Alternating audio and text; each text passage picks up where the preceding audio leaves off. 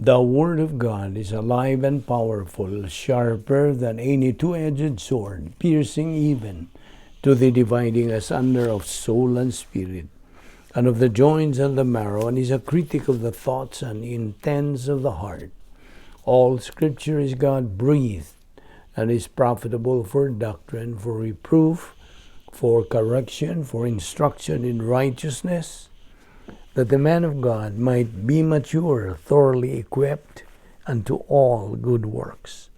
Study to show thyself approved unto God, a workman that needeth not to be ashamed, rightly dividing the word of truth.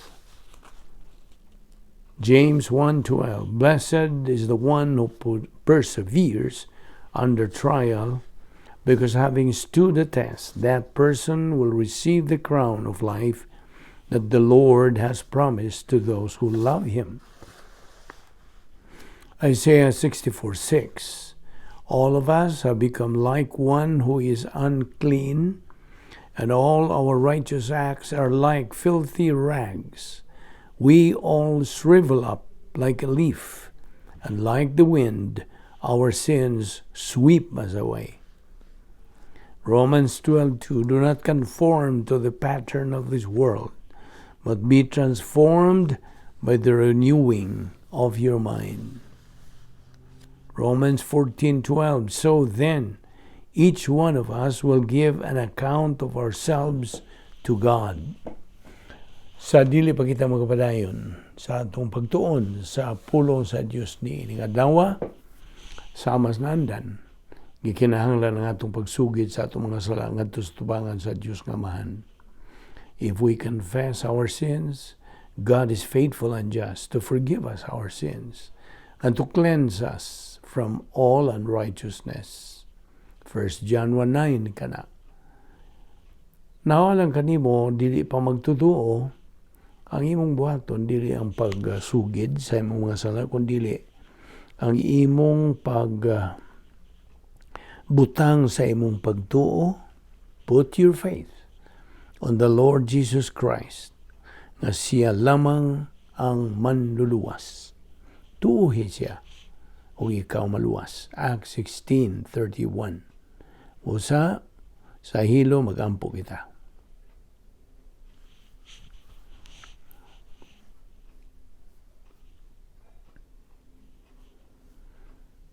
Ginoo, salamat. Niining lain na sa ngay gayon, ngay mong gigahin sa among panahon, nga kami makapadayon sa pagtuon sa imong balaang pulong.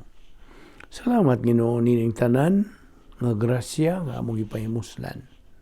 Ubani kami, pinagis pagtudlo ka na mos balaang Espiritu Santo, kay siya man lamang ang bugtong magtutudlo sa kamatuoran. Tangtanga mga babag na niya sa muna na aron kami makapunting ngayon sa among pagatunan ni ining adlaw. Give us the concentration and focus to the things we're going to study. Kining tanan among ipasalamatan sa ngalan ni Ginoong Jesucristo. Amen. Well, may adlaw sa tanan natong mga subscribers, atong mga igsoon diyan ni Kristo, welcome na usab. Gabi-abi kamong tanan ning atong adlaw-adlaw nga pagtuon sa pulong sa Dios. Karong adlaw aduna tay lain usab nga pagtulunan nga atong duputan og kini giuluhan og the Christian life, a mental attitude life. Now, una sa tanan,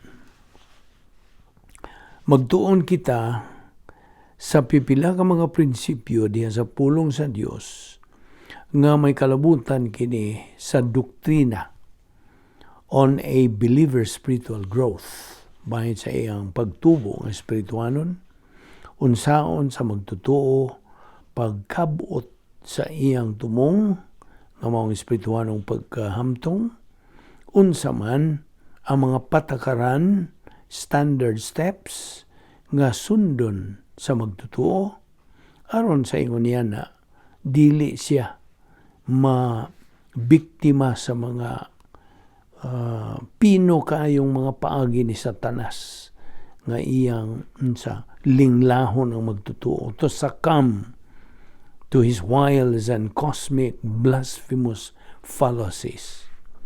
So mo ni atong tunan, gikinahanglan pag-ayo labihan sa pagkamanungdanon alang sa matag magtutuo sapagkat unsaon nato pagpanalipod sa atong kaugalingon gikan sa mga pag-atake ni Satanas sa iyang mga ahente. Well, sayo ni tag-usas mga ahente ni Satanas, mao ang mga mini nga mga magtutudlo o nga atong kaugalingong kinaiyang makasasala, our old sin nature. Apan una sa tanan, ana ay usa ka doktrina diya sa pulong sa Dios bahin og mental attitude. Now, kining mental attitude ang imong pagtagad.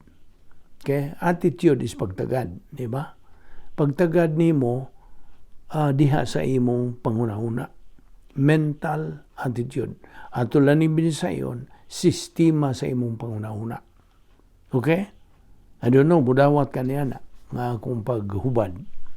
Now, actually, doon ay duha ka hugpong o mga matang sa sistema sa panghunahuna. Wherein, from those two kinds, atong ibase ang atong paagis pagkinabuhi. Nasunda kining maayo. Hence, mahimo nga kita magkinabuhi sa matuod yun nga paaging Kristuhanon nga pagkinabuhi, we term in theology as orthodox teaching or ang mini nga cosmic nga paagis pagkinabuhi nga unsa paagin ni Satanas to mislead sa daghang mga tao to be the Christian way of life kunuhay, which in itself iyaning dakong bakak ni Satanas. So, please take note of this. Ng atong pagkakristuhanon, atong pagkamagtutuo kang Ginoong Kristo, gibasihan nato kung unsa ang niya sa suod sa atong una-una. Gusto? Now, based on doctrine, kita makaingon nga ang Kristohanong paagis pagkinabuhi usa ka sistema sa panguna-una. It is a mental attitude life. Ang atong mga linihukan sa gawas, overt actions, ingon nga mga magtutuo, are only the result. Resulta lamang kana kung unsa ang atong gituuan. Basta? May hinungdan nga no, nga ang Proverbio, Kapitulo 23, versikulo 7, nagkanayon, for as he thinks within himself, so is he. Unsa may imong ginuna, mao kana ikaw, mao kana ibuot pasabot. In a sense, kini nagkanayon, unsay imong ginahuna, mao gyud kana ikaw. And that is the reason why, kung unsa man ang atong panghunahuna, pagtagad sa atong panghunahuna, is going to have a result, one way or the other. Kung ang atong mental attitude, gipunting nato sa mga butang nga espirituanon, spiritual in the true sense of the word, based on doctrine, then, mo resulta kinito something that God expects us to produce. Thus, kini will please God. Now, on the other hand, kung ang atong mental attitude, ato kining ipunting at mga butang nga kalibutanon, ingon sa English, mundane, mga butang nga wa kini kalabutan o way labot sa Dios. We have nothing to do with God.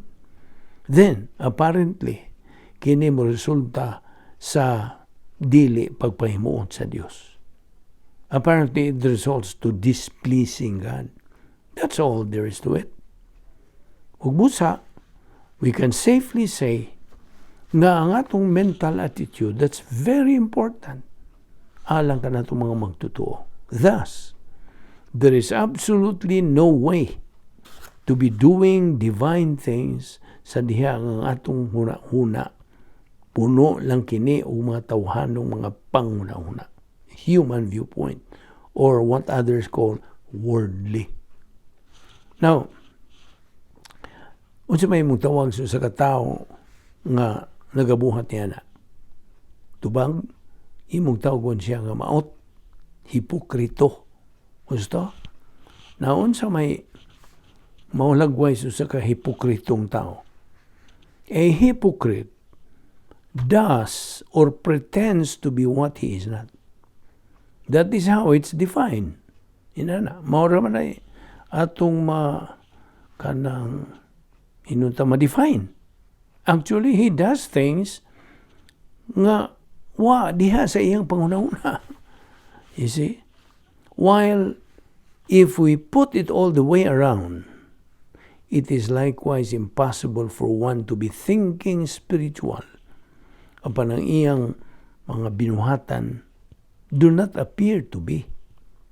Nakita ni mo ang prinsipyo din Mao kinihinungdan nga nga atong i-establisar kining maong prinsipyo that just like what we used sa dihang atong gidawat, gituuhan sa Ginoong Kristo, ingon nga atong Diyos ug manluluwas, we already used our thinking. Diba? Sa iyang pagkasulti, nianag yung higayon nga kita mituo kang Ginoong Kristo nga atong manluluwas. Kung sa may itong gigamit, we used our volition inside our thinking. Gusto? So it was our mental attitude. Ang atong pangunahuna, ang nahilambigit. Well, atong mga nasayran gikan sa mga sinugdanan nga mga pagtulunan sa Biblia nga dunay duha ka matang sa mental attitude nga ang matag tao na nag-iya, he may be a believer or a non-believer. Now may I ask you once again, may mo ba mangutana ko nimo? Unsa man ning duha ka matang sa mental attitude? Tubag, negative mental attitude o positive mental attitude. Okay.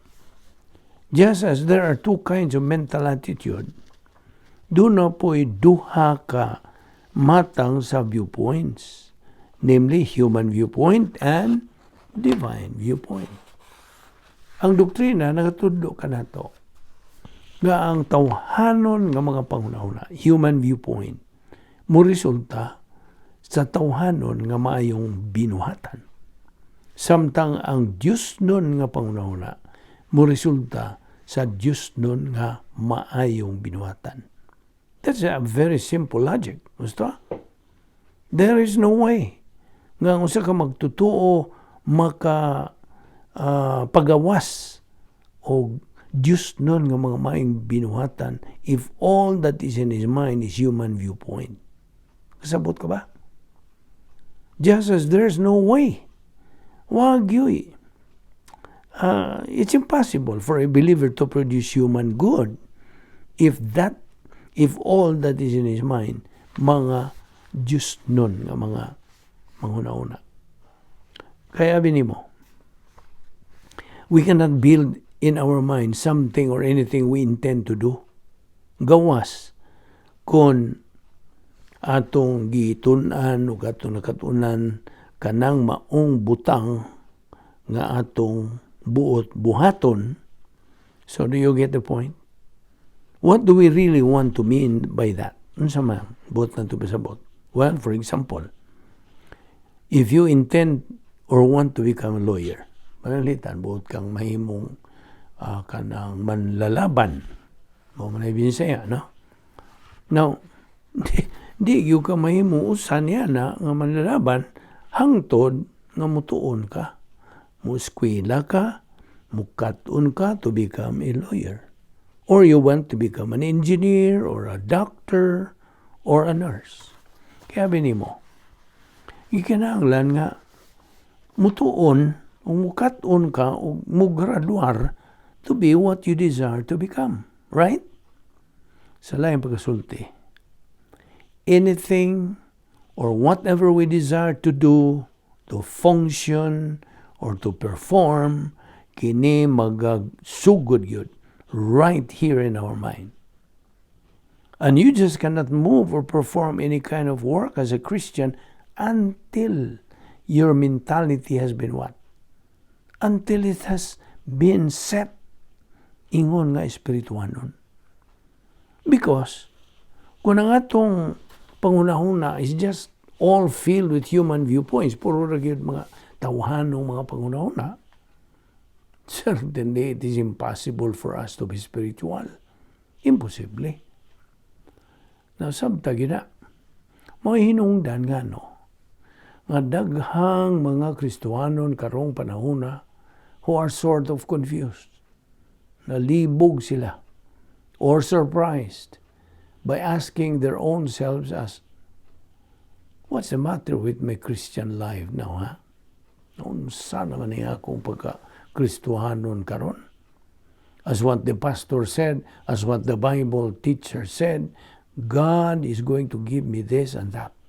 He's going to give me peace. He's going to give me happiness. But, man ako angkon ka ng kalinaw, kalipay, waman. Now, mutan na ko nimo. Let me ask you the answer for that. Why don't they have peace? Nga namang waman sila kalinaw, way kalipay, joy, etc. Why? Ibaw ka mga ano? Tubag, tungod kini. Oh, by the way, how are we able to experience peace and happiness? Kaya matud pa sa Biblia, matud pa sa doktrina sa Biblia, na nagatudlo, how are we able to experience peace and happiness? Kana bang kalinaw o kalipay that are outwardly visible or can be seen outside? Di naman nagikan. Gikan ra ba sa sulod? They do come from inside.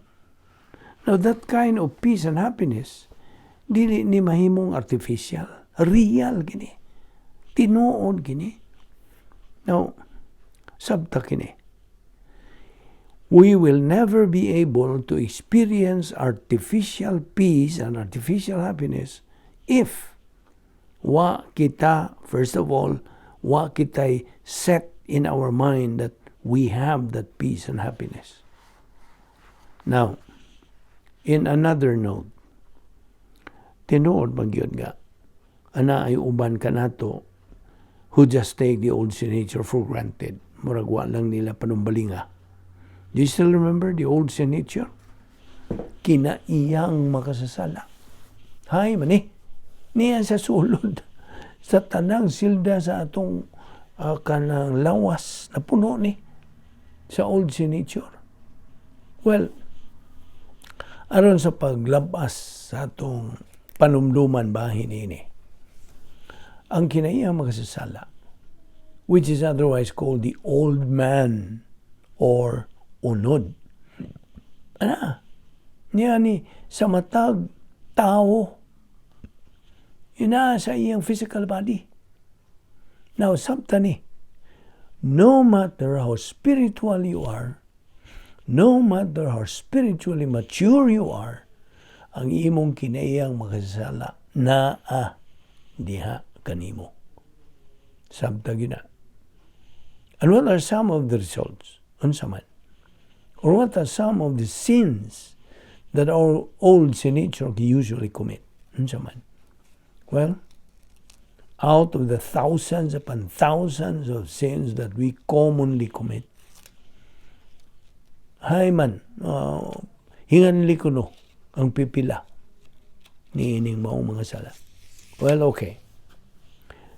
Sanglit ni tukbil naman ta ni ining mga sala sa una-una or mental attitude sins, because we said it is mental attitude sins that mao ni mo jumpstart sa uban nga mga sala. Can you name some? Makahingaan ka magpipila ni mental attitude sins? Well, tagaan ka na kung may ehemplo. Yung nakalimot ka na, ehemplo ni ini, kasuko, kanang pangambubho, kasina, pagka mapanimaslon. And what else? Another example is hatred. ang imong pagdumot. Perhaps, maingon ka, kanang mga butanga, I usually do. I usually do those things every day. Mao na akong ginabuhat adlaw-adlaw. I'm used to do those things. Ngayon mong gisgutan. Well, may bawa kabag unsa. Karon, this time, what we are going to take up in our study, critical ni. Critical kini. Do you know why? It is because we would be sort of passing through a thin thread. Kamay kayong kanang tanod inunta insofar as this doctrine is concerned. And you know what I mean by that. Do you? Oh, by the way, it is here nga we would be able to learn to distinguish sa dakong diferensya tali sa tawhanong pangunahuna o Diyos nun nga pangunahuna. So, okay, are you ready? Nayang pangutana ni mo ron. Ang pagpatay sala ba? Is killing a sin? Is killing a person sin? Naon sa may gisultis Biblia bahin ini? Well, ang Biblia na kanayon, mo ni gisultis Biblia, ayaw kamo pagpatay. Thou shalt not kill. Okay? And that is one of the 10 Commandments. Right? Now, of course, ang pagpatay sa katao is indeed sin. Isn't it sin to kill somebody? Yes, it is. Sala. That's what the Word of God mandates. Mao kanay mando sa pulong sa Dios. Now, following that mandate, agig kanang sunod niya ng maong mando, that commandment of God, can we go to war or not? Ang pangutana ni mo, adto ba gira? Well, unsa man naglibog ka? Yan ang maong pangutana. I repeat that. Following God's commandment, to be precise, the commandment of thou shalt not kill, makaadto batas gira o pangubatan o dili. Okay. Kung naglibog yung ka, or it's hard for you to answer that question, munong santa. Atong balikon ang karaang panahon. Let's go back to the olden times, okay? Okay. Niadtong panahon sa mga Hudyo, had they ever been engaged in battles? Or not? Had they ever killed their enemies? Or not? Oh. But the commandment is thou shalt not kill. Sao naman eh? Diba? Naaman na sa kanang napulo kasugo nga ayaw pagpatay. Now, sao naman nato ni pag-reconcile kining maong butang? Okay. Ato ragong inunta i-dissect. Let us dissect this matter very carefully. Mutana ragong kunimog laing pangutana. Who commanded the Jews to engage and fight in battles? Kinsa may nagmando? Tubag? Ang Diyos ra mismo. Ang Diyos. Okay, follow-up question. Sa dihang mga Hudiyo, nakig-asdang batok sa ilang mga kaaway atol sa panahon nga they were engaged in battles. Nakapatay ba sila some of their enemies or not? Tubag, yes. They have killed their enemies. So, kung mao kini, if that is the case, God commanded the Jews to kill. Is that correct? Okay. Let us make these things clear. Okay? Let's find out which is which. Pangutana na pod. Ang pagpatay sa labaw di. Tubag. Depende. Now, ibaw ka, what we are actually doing right now, maong paggamit sa itong huna-huna. Di ba? Nagagamit sa itong panghuna-huna, our mentality. Mo, dawat ka ba niya na? So, try to examine your mentality right at this very moment. samtang ikaw nagapaminaw nining ato pagtuon. Okay?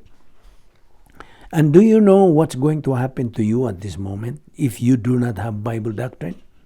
As you study these things, ibo kang say mitabo nimo. Do you know what's going to happen to you? Makurat ka. You are going to be shocked because now, here we go.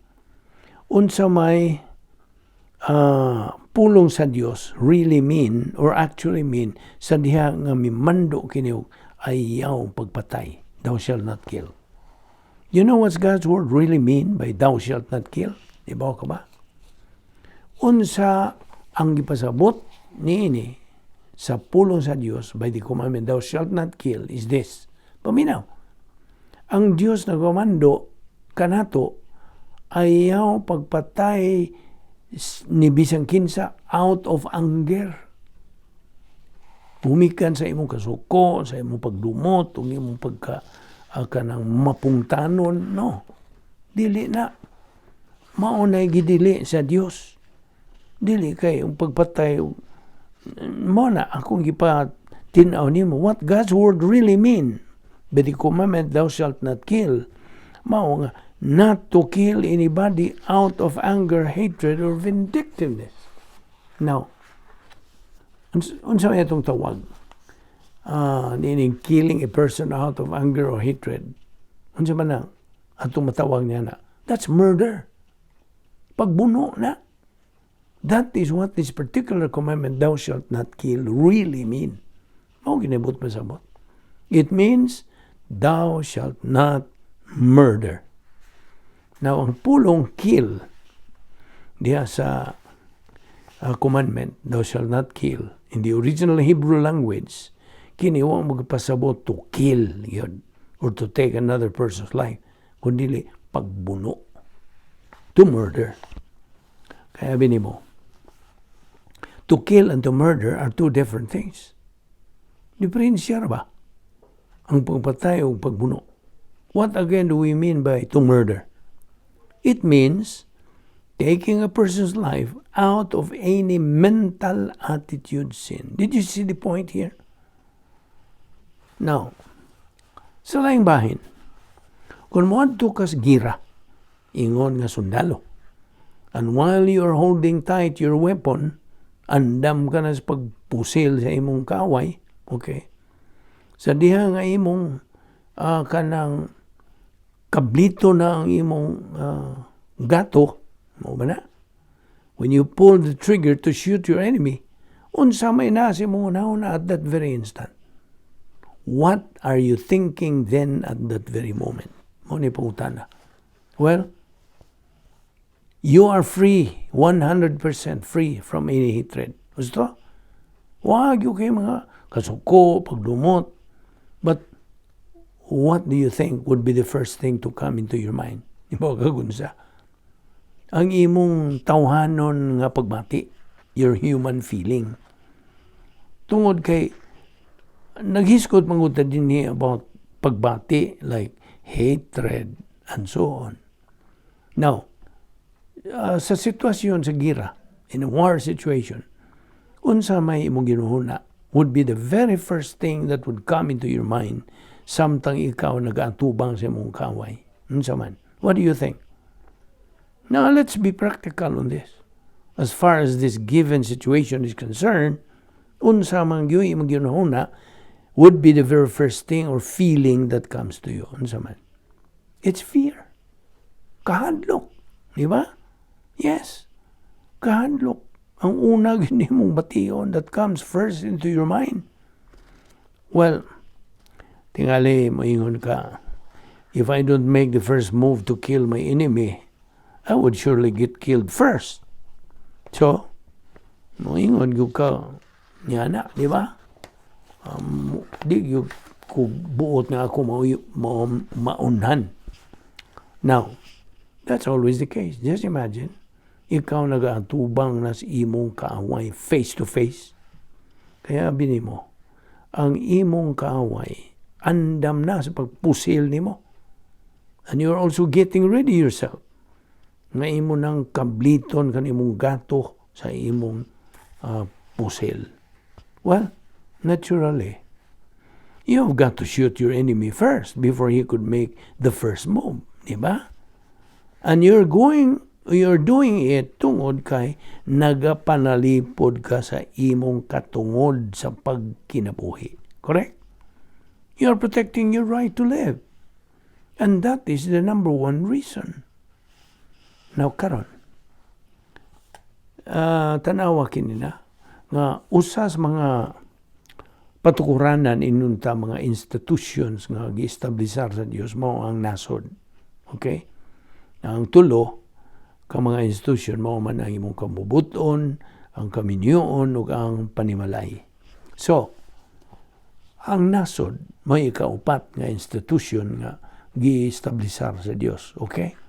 And kita nga niya nining maong nasod na nag-iya nining katungod sa pagpanalipod sa atong nasod in order to keep the nation ours and ours alone. Gusto? So that sa diha nga mga kaaway nato musuway sa kanang invade our nation, we have the right to drive them away. Diba? If not to eradicate them, kill them. Just like what the Israelites and the Jews did, sanglit sila gimanduan man sa Dios to do so. That is the reason why it is not sin to go to war and kill the enemies. Sabot? Now get this. It is only killing a person or persons because of anger, hatred, vindictiveness, or any of the mental attitude sins nga kini mahimong sala. Klaro? I hope that's clear enough. That is the reason why ang matag buhat nga atong buhaton, what is far more important, ang unsay ana sa sulod sa atong huna-huna. Not so much our action. Did you get the point?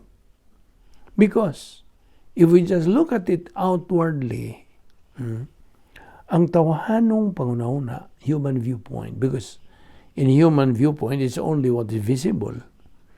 Kung magkapatay ka o sa katao, be it in war or not, it's still the same killing, isn't it?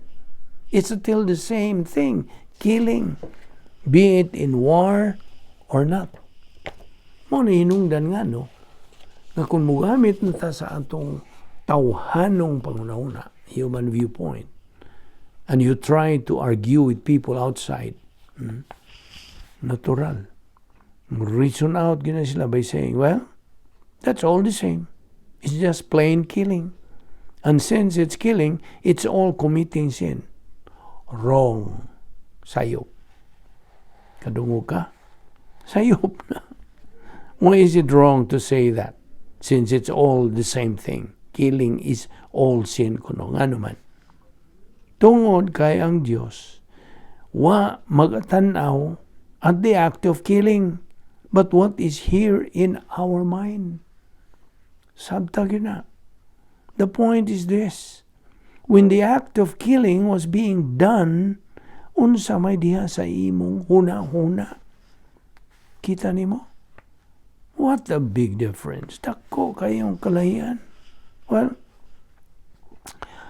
hatagi ragog ko panahon sa paghatag kanimo og ihimplo right there in the Old Testament. That which has to do with our mental attitude o giunsa sa Dios pagtan-aw sa atong pangunahuna. Okay. Madto ta sa daang pagkisaad nga panahon. Okay? Let's go to the Old Testament days.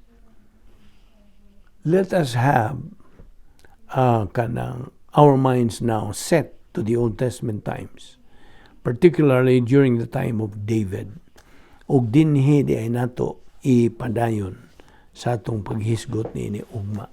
So ayaw sipyan. Okay? Kaya manong danon pag-ayaw kini. We will go to the Old Testament days sa atong pagpadayon sa paghisgot ni magampo ta. Salamat o Diyos nining grasya nga mong gipahimuslan sa pagpadayon sa pagtuon sa imong pulong. Hinaud nga kini makadugang sa mga kamaturan nga niya na sa among kalag, nga amo kining maggamit sa among adlaw-adlaw panginabuhi, ang mga punto sa doktrina nga among nakatunan. Salamat sa imong pagkamatinumanon, O Diyos, sa imong mga saad. O salamat ni among Bible study through the YouTube sa Vic Balbido Evangelistic Ministry. Kining tanan among ipasalamatan sa ngalan ni Ginoong Jesucristo. Amen.